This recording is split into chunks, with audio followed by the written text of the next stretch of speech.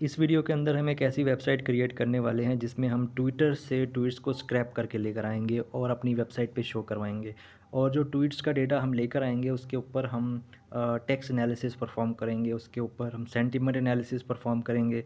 हम देखेंगे कि वो जो ट्वीट्स है वो नेगेटिव है, पॉजिटिव है, या उसमें से कोई इन्फॉर्मेशन दी जा रही है। हम उसका सेंटिमेंट एनालिसिस बेसिकली ये है कि उस बंदे का मोटिव क्या है वो ट्वीट करने का, कि वो नेगेटिव वे में है, क्रिटिसाइजिंग है, या कोई पॉजिटिव है, या कोई इन्फॉर्मेशन उसके अंदर दी जा रही है।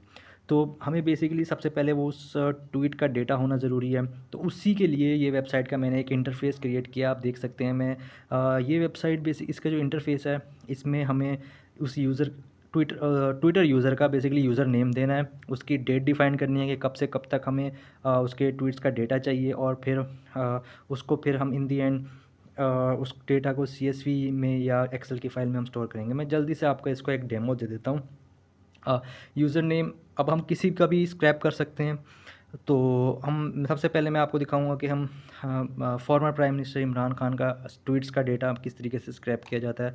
तो मैं उनका यूज़र नेम कॉपी कर लूँगा, उनके ट्विटर प्रोफाइल पे जाके मैं यहाँ पे उनका प्रोफाइल नेम दे दूँगा। उनका प्रोफाइल का उनका जो यूज़र नेम है बेसिकली वो यहाँ पे मैं दे लूँगा, और देन मैं डेट डिफ़ाइन करूँगा कब से कब तक मुझे उनका डेटा चाहिए। वैसे तो अब मैं डेट डिफ़ाइन करूँगा कि कब से कब तक मुझे उनका डेटा चाहिए। वैसे तो मैं जितना ज़्यादा हम डेटा उनका निकाल सकते हैं हम निकाल सकते हैं बेसिकली हैं, क्योंकि अब तक उन्होंने 8,251 ट्वीट्स किए हुए हैं, तो हम उनके सारे के सारे ट्वीट्स निकाल सकते हैं। लेकिन इट विल टेक टाइम अगर हम सारे का सारा डेटा निकालेंगे। तो ये मैं वीडियो को शॉर्ट करते हुए आपको सिर्फ एक शॉर्ट अमाउंट ऑफ टाइम का डेटा का शो करवा के दिखाता हूँ। जैसे कि 1 अक्टूबर 2022 का डेटा ले लेता हूँ आज की डेट तक। आज की डेट है 25 अक्टूबर। तो ये अब आज तक इनका 1 अक्टूबर से 25 अक्टूबर तक के मैं इनके ट्वीट्स को स्क्रैप करके आपको दिखाता हूँ, फिर हम इस डेटा को डाउनलोड कर लेंगे। ये बेसिकली इंटरफेस फ़िलहाल यहीं तक है। इसी को अभी हम सीखेंगे कि इसको हम कैसे बना सकते हैं। तो मैं पहले इसको आपको डेमो दे देता हूँ। इस वीडियो में बेसिकली मुझे डेमो देना है आपको, फिर मुझे आपको सिखाना है कि ये हम बनाते कैसे हैं। अच्छा, ये अब इसने 1 अक्टूबर से 25 अक्टूबर का डेटा लेकर आ गया है मेरे पास। अब जो सवालिया निशान आ रहे हैं बेसिकली ये उर्दू में डेटा है। उर्दू के क्योंकि यूनिकोड कैरेक्टर्स होते हैं, तो वो यूनिकोड कैरेक्टर्स को बेसिकली उनके इनकोडिंग डिकोडिंग में प्रॉब्लम आती है, तो वो झंझट में अभी हम नहीं पढ़ेंगे। अभी सिर्फ हम इंग्लिश, अभी हम सारे का सारा उनका डेटा लेकर आ रहे हैं। जो उर्दू वाले हैं वो डिकोडिंग सही तरीके से नहीं हो रहे, लेकिन जो इंग्लिश वाले हैं वो बिल्कुल सही आ रहे हैं। तो वो उस चीज़ को जब हम एनालिसिस पार्ट में जाएंगे तो तब हम देखेंगे कि हमने डेटा को किस तरीके से एनालाइज करना है। फ़िलहाल हम स्क्रैप करके लेकर आ रहे हैं। तो आप देख सकते हैं कि जो इमरान खान साहब का जो ट्वीट्स हैं बेसिकली जो डेट वाइज है, उन्होंने अभी जो ट्वीट किया है 10/24 को किया है, 24 अक्टूबर को किया है। ये भी इस सवालिया निशान वाले हैं। जो उनका 10/24 11:28 पे उन्होंने किया, we saw foreign abetted regime change. अब हम चेक कर लेते हैं कि ये सही वर्क कर रहा है कि नहीं कर रहा है। मैं उनकी प्रोफाइल पे जाऊँगा, मैं चेक करूँगा कि ये देखिए, ये उनका ट्वीट आया, we saw foreign abetted regime change conspiracy, और आप यहाँ देख सकते हैं कि ये आया हुआ है।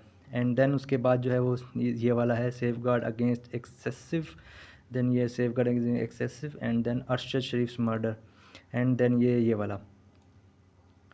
तो बेसिकली हमारा जो मकसद है वो टेक्स्ट को एनालिसिस परफॉर्म करना है। हमें किसी और पॉलिटिक्स में हमने नहीं जाना है। यहाँ पे हमने सिर्फ टेक्स्ट को एनालिसिस करना है, उसके ऊपर परफॉर्म। हम इस डेटा को डाउनलोड कर सकते हैं। डाउनलोड CSV करेंगे तो ये डाउनलोड CSV की फ़ाइल आ जाएगी। हम डाउनलोड एक्सेल करेंगे तो ये एक्सेल की फ़ाइल लेकर आ जाएगा हमारे पास। तो बेसिकली हमने सिर्फ अभी ये सीखना है कि हमको इसको बनाना कैसे है। मैं आपको एक और जल्दी से जल्दी एक और बंदे का जो है ना वो आपको दिखा देता हूँ कि हम, ताकि आपको पता लगे कि इज़ जेन्युइन। तो मैं एलन मस्क का डेटा किस तरीके से हम एक्सट्रैक्ट कर सकते हैं। एलन मस्क का मैं यूज़र नेम कॉपी करूँगा, मैं यहाँ पे पेस्ट करूँगा, और इसका डेटा ऐसे करता हूँ। मैं सिर्फ 20 अक्टूबर से ले लेता हूँ आज तक की डेट तक का, और अब मैं इसका डेटा शो कर देखता हूँ कि ये एलन मस्क का ट्वीट्स का डेटा लेकर आता है कि नहीं। तो पहले हमारे पास डेटा आ जाएगा। डेटा आने के बाद, अच्छा, ये इसका एलन मस्क का डेटा हमारे पास आ चुका है। एलन मस्क का डेटा हमारे पास आ चुका है। एलन मस्क का डेटा आ गया। अब इसको भी मैं CSV में कॉपी कर लेता हूँ। अच्छा, फ़र्स्ट ऑफ़ ऑल तो मैंने रिफ़्रेश पे डेटाबेस को, क्योंकि डेटाबेस मैंने इसके साथ कनेक्ट किया हुआ है। डेटाबेस में स्टोर करवा रहा हूँ, लेकिन मैंने एक कंडीशन रखी थी, क्योंकि मैं डेटा को फ्लश कर रहा हूँ बार बार every time the new post request comes, यानी कि एनी टाइम जब भी कोई न्यू पोस्ट रिक्वेस्ट आएगी, कोई न्यू यूज़र का डेटा के लिए आएगी, तो पिछले यूज़र का डेटा ऑटोमेटिकली फ्लश आउट हो जाएगा। तो मैंने क्योंकि पेज को रिफ़्रेश किया है, पेज को रिफ़्रेश किया था, तो पीछे वाला डेटा डिलीट हो गया ऑटोमेटिक। तो मुझे एक बार फिर से करना होगा एलन मस्क का। 20 अक्टूबर से मैंने किया था, तो 20 अक्टूबर से लेकर आज तक का ये लेकर आ जाएगा। और लाइट चली गई है, कोई बात नहीं, हम पाकिस्तान में रहते हैं। अच्छा, ये भी ज़्यादा टाइम ले रहा है, क्योंकि इंटरनेट मेरा हुआ है बंद।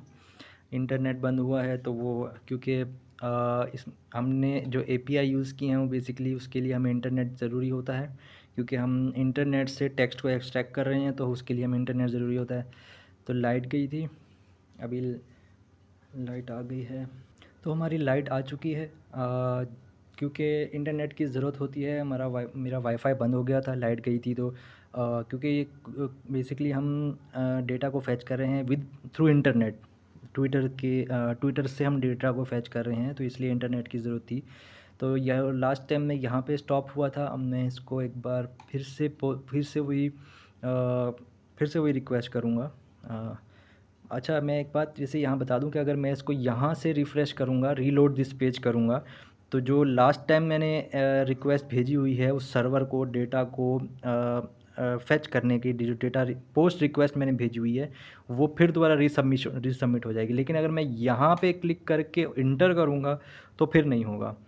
आई होपफुली आप मेरी बात समझ गए होंगे कि मैं क्या कहना चाह रहा हूँ। अगर मैं यहाँ क्लिक करके इंटर करूँगा, तो वो सिर्फ उसी पेज को रिफ़्रेश कर देगा, लेकिन अगर मैं उसको रीलोड दिस पेज करता हूँ, तो वो जो रिक्वेस्ट मैंने भेजी हुई है, ये फॉर्म्स के ज़रिए से मैंने रिक्वेस्ट भेजी हुई है को to fetch the data from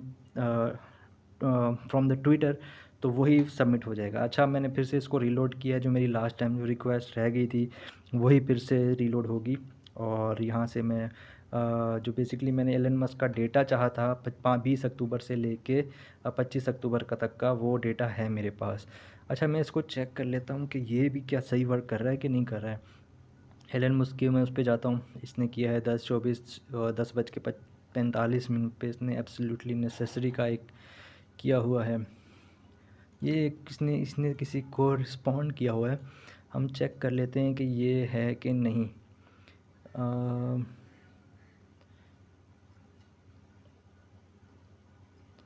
too much respect for authority in invocation. अच्छा, मैंने रात, क्योंकि मैंने डेट सेलेक्ट की है, या basically it doesn't make sense.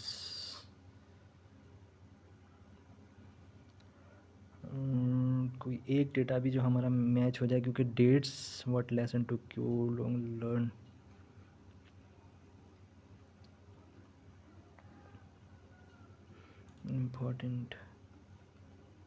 Important ये इसने किया हुआ है, मस्क यूनिवर्सिटी के नाम से किया हुआ है। इम्पोर्टेंट पे ये किया हुआ है, फिर ये एक्सक्लेमेशन मार्क किया हुआ है, ये रहा।